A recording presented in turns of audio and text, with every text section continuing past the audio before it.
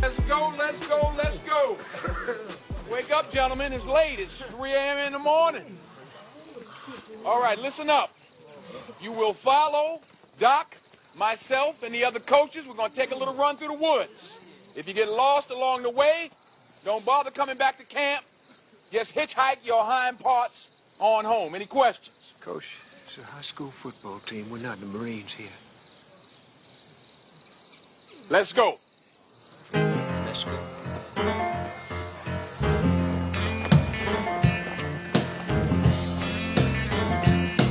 Tell me where I have been, my blue-eyed son.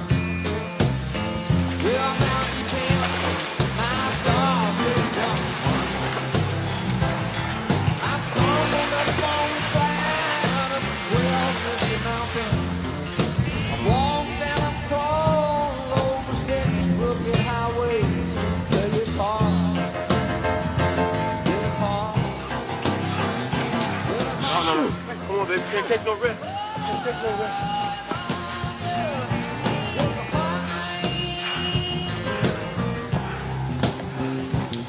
fall.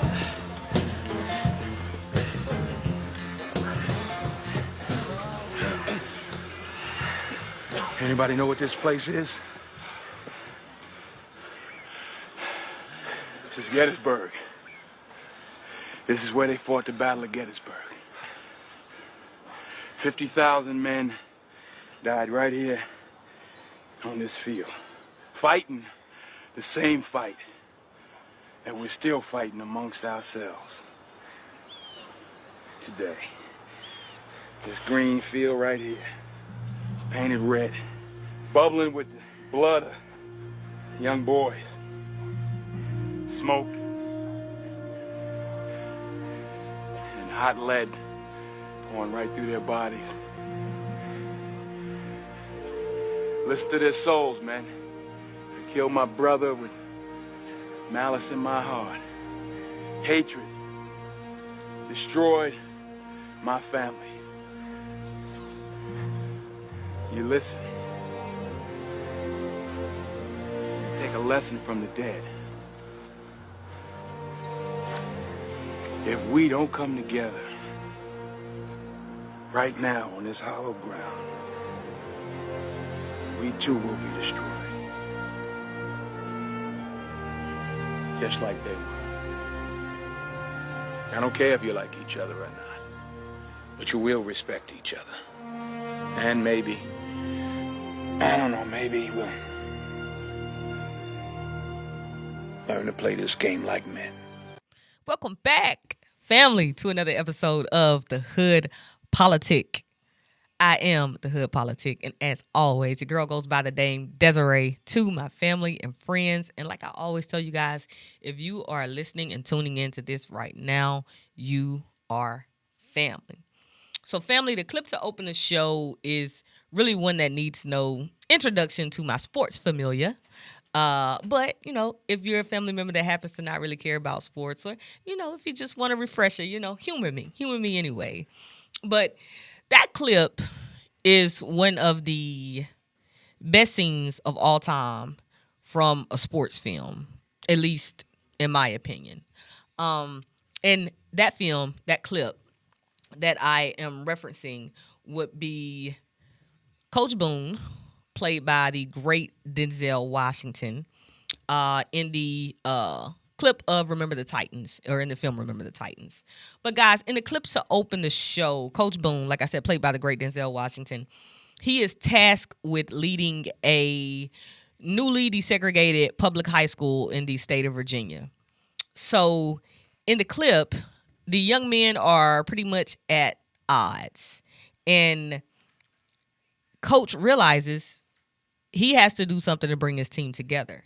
So the clip that you just heard, if you're listening to the audio recording of this, or, you know, the clip you just saw if you're watching the visual of this, that's actually what it is. It's Coach Boone attempting to bring his team together. But in that clip, Coach Boone takes the young men to a historical site by the name of Gettysburg. And through this, he successfully achieves his goal. And his goal was to unite his team. And the team ended up successfully achieving its goal as a collective by winning the Virginia State Championship. But something more fantastic and amazing happened outside of the team just winning the championship and outside of him uniting the team, was that through the collective coming together of the team and the union of these young men joining together, it brought the community together. And in this clip, Coach Boone demonstrates incredible leadership and resilience. And of course, if your coach is, showcasing those attributes, of course the team is going to do the same. And that's exactly what happened. His team reflected those same values of resilience and incredible leadership. As a former collegiate athlete, I used to hear all the time that every team is a reflection of its leader. So this was a saying that was echoed by one of my all-time favorite human beings on the planet, the late, great Coach Rosalind Jennings. I, like so many others of you may be listening to this, I was fortunate enough to have great coaches throughout my high school tenure and throughout my collegiate tenure. My high school basketball coach, Coach Ron Jackson, shout out to Coach Jackson in TRM. Coach Jackson, he pushed our bodies to the brink of mere existence through countless basketball drills, like every single day. So much to the point of where it became a way of life. You see what I'm saying? Like, I learned early on through Coach Jackson that exhaustion, it isn't an excuse to quit. But more importantly, I also learned if you're crazy enough to believe in something and work hard at it, guess what? It can happen. Coaches have the ability to change the trajectory of your life, either for the good or for the bad. And if you're someone who's, had a coach that have an impact on you, whether in a positive way or a negative way, you understand that and know that to be true as well. But good and bad, coaches become an intricate part of their communities. So this isn't just opinion, guys. This is a fact that's echoed by countless polls. And one of the polls that I'm going to reference right now is the YouGov/US poll. It was actually a foundational poll taken by a soccer polling company. And the poll shows that a majority of Americans, approximately 67%, they believe that youth sports coaches help strengthen their communities. And then that same poll, it shows that more than half of Americans, over 50% of Americans, see coaches as unsung heroes.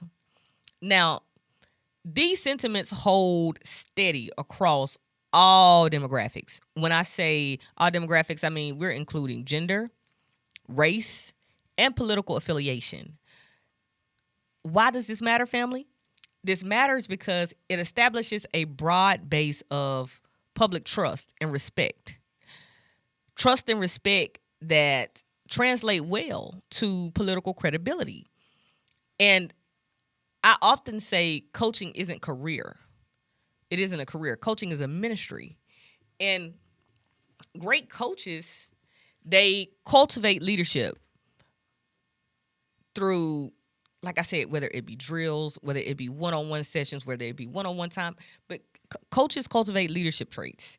Like, not only do they cultivate leadership traits, they help to establish strong relationships. And they manage conflict. Coaches do all of this while still finding the time to mentor the next generation of young men and women. It may seem like something that's easy to do, but trust me, It's not. And someone who's done it is not. So that's what we're going to talk about today. In the episode today, we are going to discuss the transition from coach to candidate. Now, let's note that several coaches have made the transition from coach to politician. And we're going to talk about some notable ones right here. So some of the most notable coaches to make the transition into politics, the first would be Tom Osborne. And Tom Osborne is a Nebraska football coaching legend turned a congressman. After him, we have President Gerald Ford. And Gerald Ford turned a collegiate athlete. He was a collegiate athlete who later turned into politician, and he went up to the highest chain that you could possibly go up in as far as the political infrastructure. He became the 38th president of the United States. Then, another coach that we can reference that made the transition from coach to candidate, political candidate, who done it successfully. Another former high school coach and educator, Tim Walz. Now, I'm pretty sure, Governor Tim Walz needs no introduction, but because he's the current governor of Minnesota, and he's also the former vice presidential candidate, along with former Vice President Kamala Harris. So, guys, like I said, tons of coaches have made the transition, and they've made it successfully, might I add. But arguably, the most notable transition of them all would be former Auburn University head football coach, Tommy Tuberville. And Tommy Tuberville was, like I said, former collegiate football coach for Auburn University. He turned a U.S. senator. So Coach Tommy Tuberville leveraged his sports platform into a political career. Like, he first began eyeing the seat of Alabama governor. That was before current Governor Kay Ivey took office. So Tommy Tuberville, he's always had political aspirations, Now, let's talk a little bit about Coach Tuberville's background, because, clearly this doesn't just happen by chance, right? So, as the head coach of Auburn from 1999 to 2008, Coach Tuberville led the Tigers to an SEC and a national championship in 2004. Like, during this year, he was named the AP Coach of the Year. He was named the AFCA Coach of the Year. And he was given the prestigious Paul Bear Bryant Award in 2004 as well.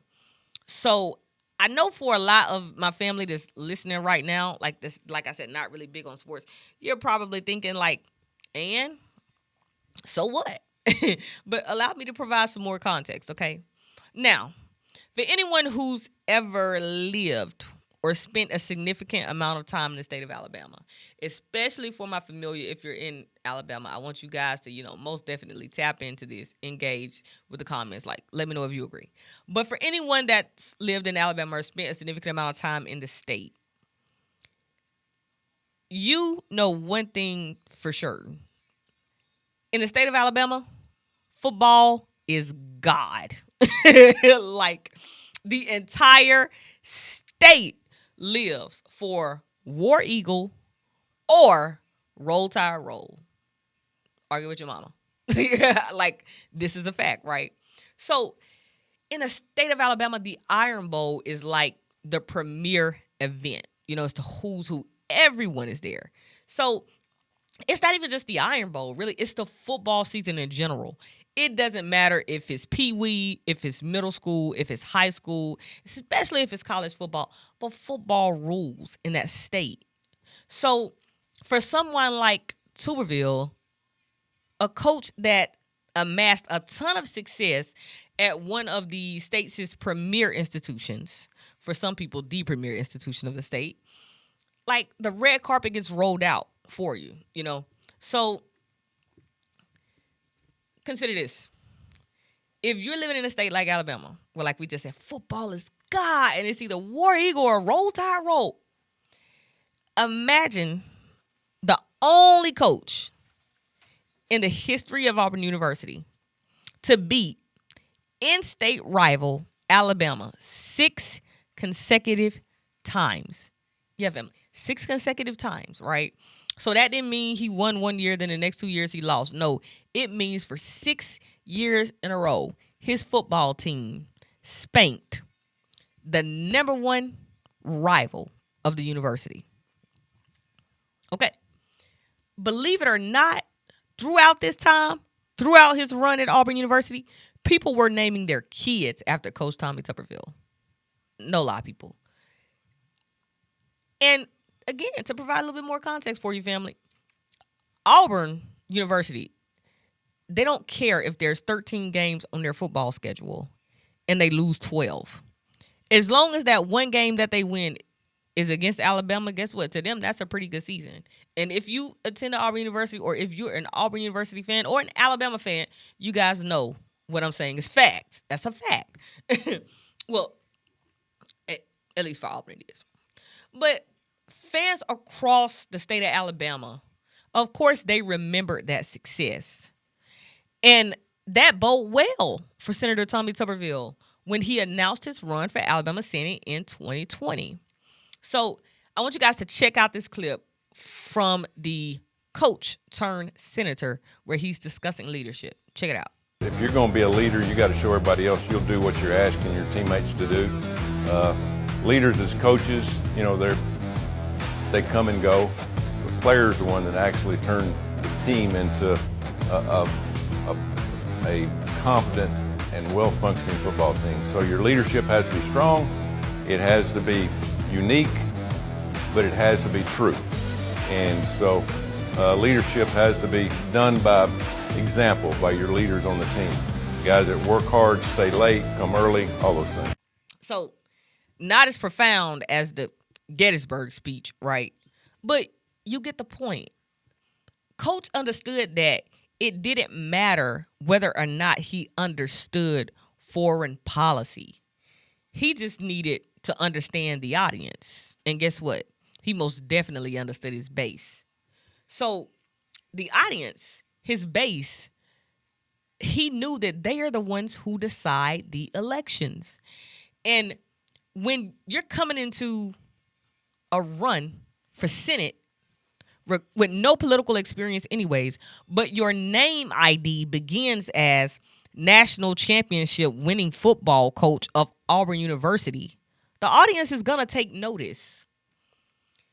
The question we need to ask ourselves, family, is, does a coaching career, like spanning well over 3 decades, does it qualify you to represent a state with a population of approximately 5.1 million people? Yeah, if you guys didn't know, yeah, Alabama has that many people in it. It's approximately 5.1 million people in the state of Alabama. But I began asking myself, did voters give this any thought in 2020? Well, guess what? Reports show the opposite. Reports show that voters clung to their outside perception of Tuberville as a successful football head coach. For many Alabamians, his coaching career established a level of cultural trust, even though those people didn't know him. And to voters, that cultural trust outweighed his lack of prior political experience. So when you factor in cultural trust and his complete alignment with President Trump at the time, Tuberville was really in a win-win situation. And guess what? Win is exactly what he did. The problem with this perspective, family, we're going to dig into a little bit of the problem now. A problem with this perspective is just not true. Coaching does not automatically, prepare someone for political office. Coaching contains a hierarchical structure, right? In most locker rooms, the coach has the final authority, especially the head coach. But in government, when it's done correctly, the power is shared, it's constrained, and it's negotiated, you know? This could prove to be a significant ordeal because coaches, former coaches, they can struggle with this ideology, right? They can struggle with this compromise because as a head coach, what I say goes. I don't have to do much compromising, right? So another reason why this is an issue, coaches are often focused on short-term performance, right? Scouting reports. What is the team that we're facing this week? What do they look like? What are their strengths? What are their weaknesses? But politics is a long game, right? It's also important to note that when coaching, your players are unified by a single goal. And that goal is normally what? To either win a championship, or if you're rebuilding a program, to be better this year than we were the next year. We want to be better. But it's normally unified by a single goal, and that goal is to win. The hope of winning it all is what keeps the players rallied together. Now, voters often can't agree on values, priorities, or even simple outcomes. So most voters aren't unified. Now, it's also important to note that charisma does not equal competence, okay? I hate to say it. I really hate to say it, guys. But this is most definitely the case. Most definitely the case when we talk about Coach Tommy Tuberville. I want you guys to check out this clip right here. Do you have a reaction to the Alabama Supreme Court ruling on the fact that embryos are children? Yeah, I was all for it. You know, you just got to look at everything going on in the country. It's just an attack on families, attack on kids. You know, anything that we can do for the future of our young people, because they're our number one commodity. We need to have more kids. We need to have an opportunity to do that. And I thought this was the right thing to do. But IVF is used to have more children, and right now IVF services are paused at some of the clinics in Alabama. Aren't you concerned that this could impact people who are trying to have kids? Well, that's for another conversation. I think the big thing is right now you go back to the situation and try to work it out to where it's best for everybody. I mean, that's what the whole abortion issue is about. So but this really isn't about abortion. It's about IVF and the concern that now families might not have access to it. But it's about the same direction, but I agree. But people need to have access. We need more kids. We need the people to have the opportunity to have kids. You know, I'd have to look at the entire bill and how it's written. I have not seen it. Supreme Court decision. Well, I know that. But I'd have to look. I haven't looked at it. But this is a state issue. Women aren't going to be able to have IVF treatments already in some places. Yeah, that's unfortunate. What do you say to them? Unfortunate. So, as you can see, it is a lot harder to sweet talk a political journalist with years of experience who's chronicling Supreme Court rulings than it is for you to sweet talk a sports columnist for the local newspaper when your team has beaten Alabama for 6 consecutive seasons in a row, right? So a harsh reality has to be spoken, family. And that reality is the locker room prepares you to lead a team. It does not prepare you to govern a state or a nation. Also know this, family, that it doesn't matter how much time you spend watching a particular coach. You will never, ever truly know that coach. Not them, the person. The crazy thing about it is you can assume that their morals and their principles align with yours because when you see them, you're like, yeah, he's a good guy. But that's not always the case. Another thing to understand is you will never, ever know a coach the way a player knows a coach. A player, they have an entirely different experience of their coach than you do as an outsider. Failing to realize this can lead us into some very sticky situations. Situations that aren't really easy fixes. You know, situations such as a state senator being unable to tell you the 3 branches of government. Situations like the one spoken on in this next clip. Check this out right here. A private Muslim school in Alabama wanted to relocate.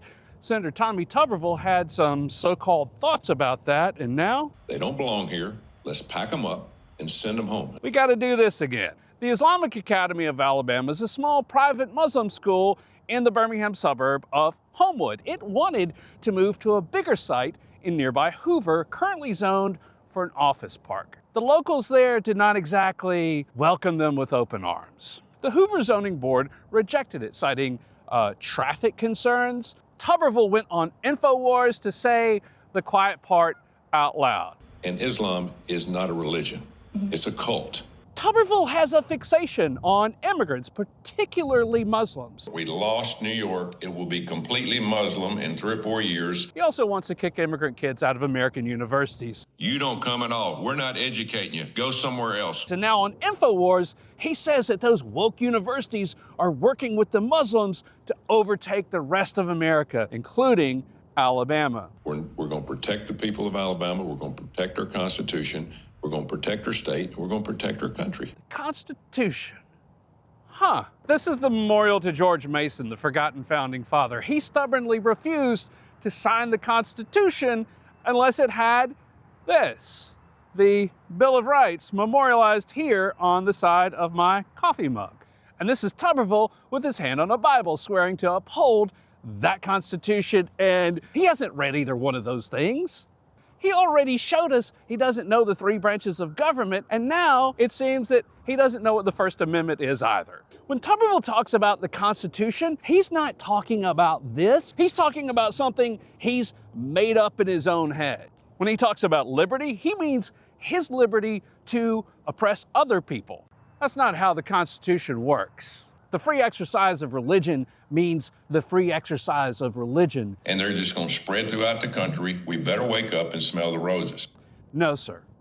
It's time to wake up and smell the First Amendment. Now, this isn't to persuade anyone, nor is this a boxing match where I beat up on coaches. No. I believe coaches play a very important and vital and intricate role within their communities. I'm a former coach myself. But I'm doing this because I want to provoke thought, family. I hope that makes sense, right? So I'll close it all out by just saying this. We trust coaches because coaches symbolize traits that a lot of people lack. Traits like leadership and discipline, traits like accountability, a huge one. But those traits, they don't always translate into political leadership. We have to keep that in mind. Understand that the least among us may very well turn into the greatness that we need to lead us out of the mess that we find ourselves in currently. Okay, family. That's pretty much it today. That's going to get me out of here today. As always, I got to shout out the content that we used in this episode. So the content for this episode is courtesy of @now, NOW, this, THIS, impact, all one word on TikTok, @94, 9 and 4, the numbers, movies. And then we have @off, OFF, dot, period, the, period, press, period, news on TikTok. And then we have one more to shout out from TikTok. It's @al, AL.com news. Com and news all together, right, on TikTok. So shout out to those great providers of the content. As always, we appreciate it. Check them out, guys. I want you guys to be sure to follow the podcast on social media. Remember, again, don't just follow us, engage. We need engagement, guys. Follow, engage, comment. And please, if you're listening to the audio version of this on Apple Podcasts, Spotify, or another streaming service and platform, please rate us as well, guys. I would really appreciate it. It would really help me out. As always, as I always tell you guys, I appreciate each and every one of you for taking the time out to tune in to me on Wednesdays and listen. Like I said, I understand you guys could be doing a host of other things, but you take a little time out your day to listen to me, and it is greatly appreciated. And last thing I want to leave you with, thought-provoking. Understand that you are not here to compete with anyone. You're not in competition with anyone. You are simply here to rule your reality. Okay? So, as always, guys, I'll be back next Wednesday to continue the conversation again. Remember, like, share, subscribe, engage. Till we meet again, remember, culture moves people, but politics decide the outcomes. Peace.